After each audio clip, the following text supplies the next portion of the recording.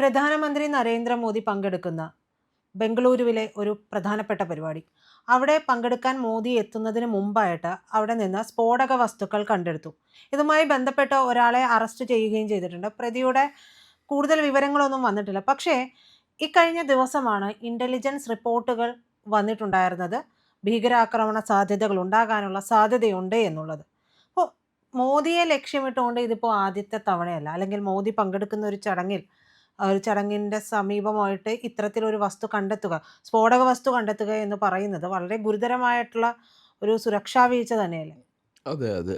അത് മാത്രമല്ല, ഇതിപ്പോ അറസ്റ്റ് ചെയ്ത ആളുടെ പേരൊന്നും പറഞ്ഞിട്ടില്ല. ഇല്ല, ഇത് പറഞ്ഞിട്ടില്ല. എവിടെയാണ്, എന്ത് ഫംഗ്ഷനായിരുന്നു ഇത്? ഇത് കർണാടകയിൽ ആർട്ട് ഓഫ് ലിവിങ്ങിൻ്റെ 45ാം വാർഷികാഘോഷ പരിപാടിയിൽ പങ്കെടുക്കാൻ വേണ്ടിയിട്ടാണ് അദ്ദേഹം അവിടെ എത്തിയത്. അപ്പോൾ അതിൻ്റെ അർത്ഥം സനാതന ധർമ്മം അതല്ലെങ്കിൽ ഹൈന്ദവർക്കെതിരായിട്ടുള്ള ഒരു ആക്രമണമാണ് ഇത്.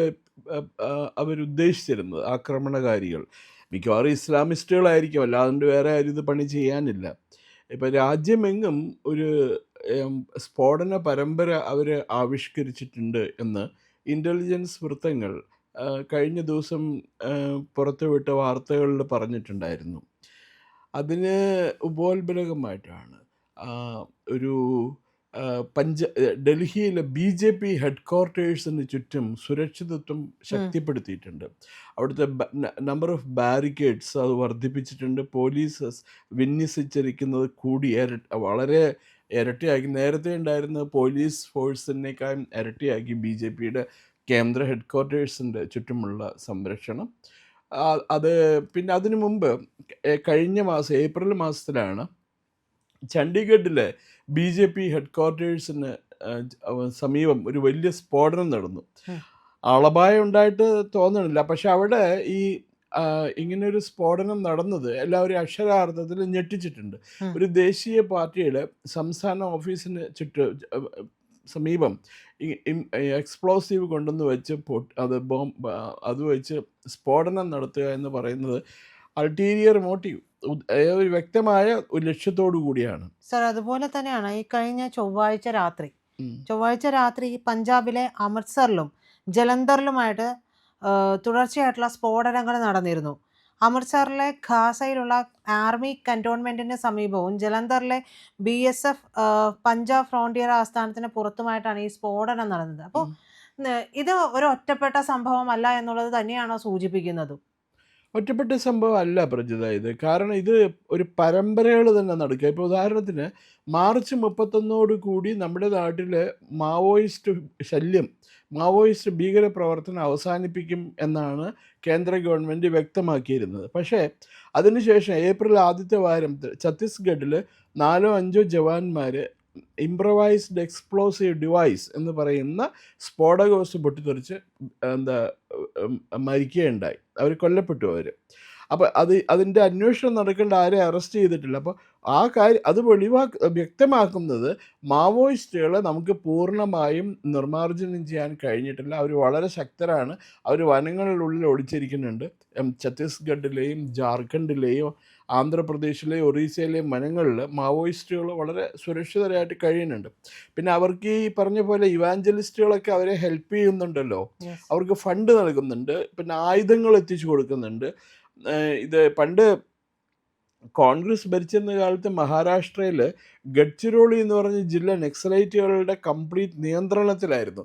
അവിടെ നിന്നും പോലീസ് കണ്ടെടുത്ത ആയുധങ്ങൾ കണ്ടിട്ട് അവർ തന്നെ ഞെട്ടിപ്പോയി. കാരണം മഹാരാഷ്ട്ര പോലീസിൻ്റെ സീലുള്ള റൈഫിളുകളും സ്റ്റൺ ഗണ്ണുകളാണ് അവരവിടെ നിന്ന് പിടിച്ചെടുത്തത് നക്സലൈറ്റുകളുടെ കയ്യിൽ നിന്ന്. ഇതെങ്ങനെ നക്സലൈറ്റുകൾക്ക് കിട്ടി എന്നുള്ളതിനെ കുറിച്ചിട്ട് ഒരു അന്വേഷണവും നടന്നിട്ടില്ല. അപ്പോൾ അത് ആ വാർത്ത ഹിന്ദു ടെറർ എന്ന് പറയുന്ന പുസ്തകത്തിനകത്ത് RVS മണി എന്ന് പറയുന്ന കേന്ദ്ര ആഭ്യന്തര മന്ത്രാലയത്തിലെ ഒരു മുതിർന്ന ഉദ്യോഗസ്ഥൻ എഴുതിയ പുസ്തകമാണ്. അതിനകത്ത് വ്യക്തമായിട്ട് ഉം. പറഞ്ഞിട്ടുണ്ട്. നക്സലൈറ്റുകൾ ഇപ്പോഴും ശക്തർ തന്നെയാണ്. അവർ ഏതൊക്കെ പോക്കറ്റിലേക്ക് ഒതുങ്ങിയിട്ടുണ്ട്. പലർക്കും ഈ ഇതൊക്കെ പറയുമ്പോൾ ജയിലിൽ കിടന്നവർക്കൊക്കെ ഇപ്പോൾ ജാമ്യം കിട്ടി പുറത്തു വരുന്നുണ്ട്. നല്ലൊരു ശതമാനം ക്രൈസ്തവരാണ്. ഈ എന്താ പറയുക, പരിവർത്തന മതപ്രചാരത്തിന് ലോബിയാണ്. നടക്കുന്നവർ, അല്ലാതെ നടക്കുന്നവരൊക്കെ ഉണ്ട് സാർ, ഇതിപ്പോൾ ക്രൈസ്തവർ. മോദിയുടെ പരിപാടി നടക്കുന്ന അതിന് സമീപത്ത് നിന്ന്, ആ പ്രദേശത്ത് നിന്ന്, തൊട്ടടുത്ത് നിന്ന് കിട്ടിയത് 2 ജെലാറ്റിൻ സ്റ്റിക്കുകളാണ്. ഇയാൾ വിളിച്ച് മുന്നറിയിപ്പ് നൽകിയിരുന്നു എന്നാണ് പറയുന്നത്. ഈ മുന്നറിയിപ്പ് നൽകി അല്ലെങ്കിൽ 2 ജെലാറ്റിൻ സ്റ്റിക്കുകളല്ലേ കിട്ടിയത് എന്ന് ചോദിക്കുന്നവരുണ്ട്. പക്ഷേ അവിടെയാണ് ഏറ്റവും വലിയ പ്രശ്നം എന്നാണ് എനിക്ക് തോന്നിയിട്ടുള്ളത്. കാരണം ഇത് ഒരു മുന്നറിയിപ്പ് മാത്രമാണ്.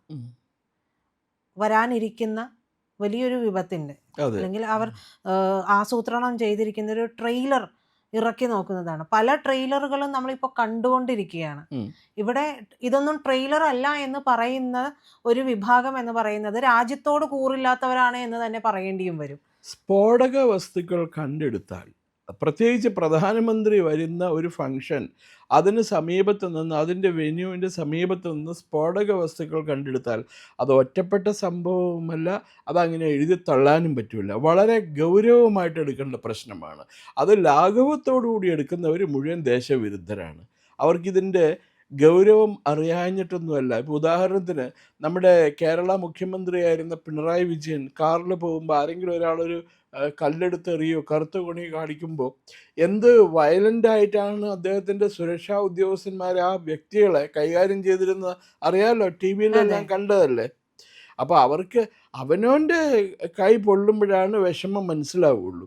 അപ്പോൾ ഈ ഇന്ത്യൻ പ്രധാനമന്ത്രിക്കെതിരെ ഇങ്ങനെയുള്ള ആക്രമണങ്ങൾ ഒരിക്കലും ചരിത്രത്തിൽ ഉണ്ടായിട്ടില്ല. ഈ കോൺഗ്രസ് ഭരിക്കുമ്പോഴോ അതല്ലെങ്കിൽ മറ്റേ സഖ്യകക്ഷികളുമായിട്ട് ചേർന്ന് മറ്റേ ഭരണം നടത്തുമ്പോഴോ ഉണ്ടായിട്ടില്ല.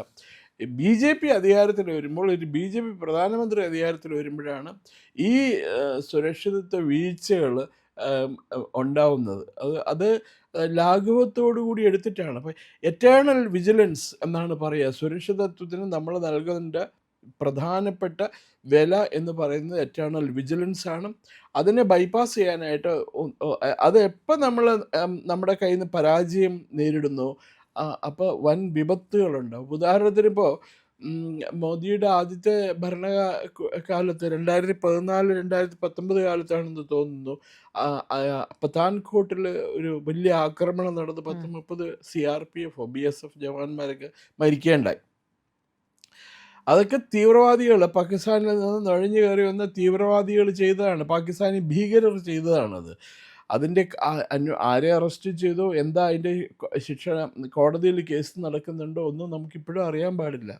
അതേപോലെ വേറെ പല 1-2 സംഭവങ്ങളുണ്ടായി. ഇപ്പോൾ ഇന്ത്യനെ പറ്റി ഒരു കാലത്ത് വിശേഷിപ്പിച്ചിരുന്ന, 2014 വരെ ഇന്ത്യനെ വിശേഷിപ്പിച്ചിരുന്ന India is a sitting duck എന്നാണ്. അതായത് ഈ പാടത്ത് പോയിട്ട് മീൻ പിടിക്കാനായിട്ട് കൊക്കിരിക്കില്ലേ, അതിനെയാണ് സിറ്റിംഗ് ഡക്ക് എന്ന് പറയുന്നത്. അതിനെ വെടിവെക്കാൻ വളരെ എളുപ്പമാണ്.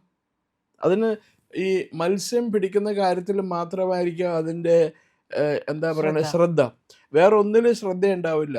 ഇതുപോലെ എത്രയോ സ്ഫോടനങ്ങൾ നമ്മുടെ നാട്ടിൽ നടന്നു. ബാംഗ്ലൂർ തന്നെ ഇതിനു മുമ്പ് IIT ക്യാമ്പസിലോ അല്ല ഇന്ത്യൻ ഇൻസ്റ്റിറ്റ്യൂട്ട് ഓഫ് സയൻസ് ക്യാമ്പസിലോ സ്ഫോടനം നടന്നു. അതിൻ്റെ പ്രതികളൊക്കെ കുറ്റക്കാരെല്ലാന്നും കണ്ട് വെറുതെ വിട്ടില്ലേ. ഇപ്പം ജർമ്മൻ ബേക്കറി ഉണ്ടായിരുന്നു പൂനെയിൽ, അവിടെ സ്ഫോടനം നടന്ന് 10-12 പേര് മരിച്ചു പോവുകയുണ്ടായി. അവരെയും ഇതുവരെ അറസ്റ്റ് ചെയ്തിട്ടില്ല. ചെങ്കോട്ട സ്ഫോടനം നടന്നു. ചെങ്കോട്ട സ്ഫോടനത്തിന്റെ അന്വേഷണം ചെന്നപ്പോൾ ഒരു യൂണിവേഴ്സിറ്റിക്കുള്ളിലാണ് ഇത് നടക്കുന്നത് എന്നാണ് കണ്ടെത്തുന്നത്. എല്ലാവരും ഞെട്ടിപ്പോയ നിമിഷങ്ങളാണത്. അപ്പോൾ അതുപോലെ തന്നെ ധാക്കയിൽ വെച്ച ഒരു US ഓഫീസർ കൊല്ലപ്പെട്ടു. ആ തിയറിയിൽ പറയുന്നത് ലക്ഷ്യമിട്ടിരുന്നത് മോദിയെയാണെന്നുള്ളതാണ്. മോദി എന്ന് പറയുമ്പോൾ ഏത് രാഷ്ട്രത്തെ പ്രതിനിധാനം ചെയ്യുന്നു? ഇന്ത്യയെ പ്രതിനിധാനം ചെയ്യുന്നത്. അപ്പോൾ ഗൺ പോയിന്റിൽ ഇവർ പലരും ഇവാഞ്ചലിസ്റ്റുകളും ഇസ്ലാമിസ്റ്റുകളും വെച്ചിരിക്കുന്ന ഒരു രാജ്യം അല്ലെങ്കിൽ ഒരു നേതാവ് എന്ന് പറയുന്നത് മോദിയെ തന്നെയാണ്. അപ്പോൾ നമുക്ക് ചെറിയൊരു വീഴ്ച പോലും അംഗീകരിച്ചു കൊടുക്കാൻ പറ്റാത്തൊരു സാഹചര്യമാണ്. അതെ, ഓരോ ഡെവലപ്മെൻറ്റ് നമ്മൾ വളരെ ശ്രദ്ധയോടുകൂടി തന്നെ വേണം കൈകാര്യം ചെയ്യാനായിട്ട്. അപ്പോൾ അത് ഈ കമ്മ്യൂണിസ്റ്റുകാർക്കൊന്നും ഈ സുരക്ഷിതത്വ വീഴ്ചയെ കുറിച്ചിട്ട് അവരൊന്നും പറയില്ല. ഇപ്പോൾ പിണറായി വിജയൻ്റെ കാറിന് നേരെ ഒരു കല്ലെടുത്തിട്ടാലോ അതല്ലെങ്കിൽ MA ബേബിയുടെ കാറിന് നേരെ ഒരു കല്ലെടുത്തിട്ടാലോ അത് വൻ സുരക്ഷാ വീഴ്ചയായി എന്ന് പറഞ്ഞ് ആഘോഷിക്കുന്നവരാണ് നമ്മുടെ മാധ്യമങ്ങളും അതേപോലെ നമ്മുടെ സാമൂഹ്യ പ്രവർത്തകർ, നോൺ ഗവൺമെൻറ്റൽ ഓർഗനൈസേഷൻസൊക്കെ. പക്ഷേ BJP നേതാക്കൾക്കെതിരെയോ RSSന് എതിരെയോ ഇങ്ങനൊരു ആക്രമണം നടന്നിട്ടുണ്ടെങ്കിൽ അവരതിന് ഒരു പുല്ല് വില പോലും കൽപ്പിക്കാറില്ല. അതൊക്കെ ഒറ്റപ്പെട്ട സംഭവം, ഒന്നും കാര്യമാക്കണ്ടെന്നേ അവർ പറയുള്ളൂ. ഇപ്പോൾ പ്രധാനമന്ത്രിനെ അദ്ദേഹം ഗുജറാത്ത് മുഖ്യമന്ത്രി ആയിരുന്ന സമയത്ത് വധിക്കാൻ പോയ ഒരു സംഭവം അറിയില്ലേ? കുറച്ച് പേര്, ഞാൻ ആ അവരുടെ പേരൊക്കെ മറന്നു. നമ്മുടെ ആലപ്പുഴക്കാരൻ ഒരു നായരുണ്ടായിരുന്നു, മതം മാറി മുസ്ലിമായത്. അയാളെയൊക്കെ വെടിവെച്ച് കൊല്ലുകയാണ് ചെയ്തത്. അതിന് ഗുജറാത്ത് പോലീസിനെ കുറ്റപ്പെടുത്താൻ നോക്കിയ ഗുജറാത്ത് പോലീസ് ചെയ്തതെന്താ? ഇവരോട് കീഴടക്കാൻ പറഞ്ഞിട്ട് കീഴടങ്ങിയില്ല. അവർ പോലീസിനെ ആക്രമിച്ചപ്പോൾ അവർ റിട്ടാലിയേറ്ററി മെഷറായിട്ട് തിരിച്ചോടിച്ച് പോയി ചത്തുപോയി. 4 പേരെ ചത്തുപോയി, ഒരു പെൺകുട്ടി ഉൾപ്പെടെ. ആ പെൺകുട്ടി എന്നിട്ട് അതിൻ്റെ അമ്മയും അതിൻ്റെ വീട്ടുകാരും പറഞ്ഞു, അയ്യോ ഞങ്ങളുടെ മകളൊക്കെ ഒരു കുഴപ്പമില്ല, അവൾ നല്ല കുട്ടിയാണ്, അവൾക്ക് തീവ്രവാദികളുമായിട്ട് ബന്ധമാണ്. അവൾ വീട്ടിൽ നിന്ന് കാണാണ്ടായിട്ട് 4 ദിവസമായി. ഇവരെ അന്വേഷിച്ച് പോയിട്ടില്ല, ഇവരെവിടെയാണ് പോയിരിക്കണമെന്ന് അറിയാൻ പാടില്ല. ഇവിടെ ആലപ്പുഴക്കാരൻ ചെക്കൻ്റെ കൂടെ പോയതാണ് നരേന്ദ്രമോദിക്കെതിരെ ഭീകരാക്രമണം നടത്താനായിട്ട്. ആ കേസും അവർ അങ്ങനെ തേച്ച് മാച്ച് കളയാൻ നോക്കിയില്ലേ. അവസാനം നാഷണൽ ഇൻവെസ്റ്റിഗേഷൻ ഏജൻസിയോ അതോ മറ്റേ ഗുജറാത്തിലെ ഇൻ്റലിജൻസ് വിങ്ങാണ് ആ കേസ് തെളിയിച്ചതും ഇതൊരു ഭീകരാക്രമണമായിരുന്നു എന്ന് പറഞ്ഞത്. അപ്പോൾ വളരെ രാജ്യത്തിന് മൊത്തം സ്ഫോടന പരമ്പര ഉണ്ടാക്കാനായിട്ടുള്ള ഒരു പദ്ധതി അവർ ആവിഷ്കരണം ചെയ്തിട്ടുണ്ട്. അതിന് ഇൻ്റലിജൻസ് ബ്യൂറോയ്ക്കും അതുപോലെ മറ്റ് ബന്ധപ്പെട്ട ഏജൻസി, നാഷണൽ ഇൻവെസ്റ്റിഗേഷൻ ഏജൻസിക്കൊക്കെ അത് സംബന്ധിച്ച വിവരങ്ങൾ കിട്ടിയിട്ടുണ്ട്. പക്ഷേ ഈ ആരാണ് ഇതിൻ്റെ പിന്നിൽ എന്നുള്ളതിനെ കുറിച്ചിട്ടാണ്, ആരാണിത് ആസൂത്രണം ചെയ്തിരിക്കുന്നത്, ആരാണ് ഇത് നടപ്പിലാക്കുന്നത് എന്നുള്ളതിനെ കുറിച്ചിട്ട് ഇതുവരെ വിവരം കിട്ടിയിട്ടുള്ള അന്വേഷണം നടന്നുകൊണ്ടിരിക്കുന്നുണ്ട്. പ്രിയപ്പെട്ട പ്രേക്ഷകരെ, ഞങ്ങൾ ഇന്ത്യ ലൈവ് പതിവുപോലെ നമ്മൾ പറയുകയാണ്, മാധ്യമങ്ങളിൽ വരാത്ത, മറ്റു മാധ്യമങ്ങൾ പറയാത്ത വാർത്തകളാണ് നിങ്ങളുടെ മുന്നിലേക്ക് കൊണ്ടുവരുന്നത്. ഇത് പറയാൻ ഞങ്ങൾക്ക് പ്രേരണയും ശക്തിയും നിങ്ങളാണ്. നിങ്ങൾ ഞങ്ങളുടെ കൂടെ ഉണ്ടാവണം. ഞങ്ങളുടെ ചാനൽ സബ്സ്ക്രൈബ് ചെയ്യണം. നമുക്കൊരു ചാനൽ കൂടിയുണ്ട്, C4N, C4N മലയാളം. നമ്മൾ ഈ തെരഞ്ഞെടുപ്പൊക്കെ ആയതുകൊണ്ട് കൂടുതൽ വാർത്തകൾ നമ്മുടെ ഈ പ്ലാറ്റ്ഫോമിൽ തന്നെ കൊടുക്കാൻ കഴിയാത്തതുകൊണ്ടാണ് C4Nൽ പുതിയ വാർത്തകൾ കൊടുക്കുന്നത്. അപ്പോൾ ആ ചാനലും കൂടി ഒന്ന് സബ്സ്ക്രൈബ് ചെയ്യണം. ഇന്ത്യ ലൈവ് ഉറപ്പായിട്ടും ചെയ്യണം. C4N കൂടെ, C4N, C എന്ന് പറഞ്ഞാൽ ക്രെഡിബിൾ, 4 N നേഷൻ, രാജ്യം. നമ്മുടെ രാജ്യത്തിന് വേണ്ടിയാണ്. രാജ്യം വിട്ട് ഒരു കാര്യവും ഇന്ത്യ ലൈവിനില്ല. അതുകൊണ്ട് ഞങ്ങളുടെ കൂടെ ഉണ്ടാവണം എന്നുകൂടി അഭ്യർത്ഥിക്കുന്നു.